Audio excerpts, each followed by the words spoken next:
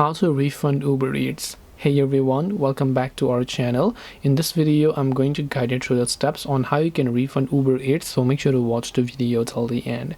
To refund Uber Eats is actually very simple. Open up the Uber Eats application and then make sure that you log into your account.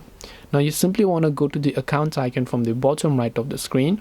Then you'll find the option called orders from the very top and then just tap on it. Now you simply need to find the order that you want to refund for and tap on it. Now in my case, I don't have the order, but if you have, just tap on that order. When you tap on it, you will find the help button at the bottom of the screen. So you want to make sure to select the help option, then just choose issue with order and then issue with delivery. Then select the reason for your refund request from the available options and follow the prompts to submit your refund request and wait for the confirmation from Uber Eats. This way you should be able to refund Uber Eats. Hope this video was helpful. If you have got any questions, feel free to also leave them down below. Thank you for watching till the very end of this tutorial and see you soon in our next video.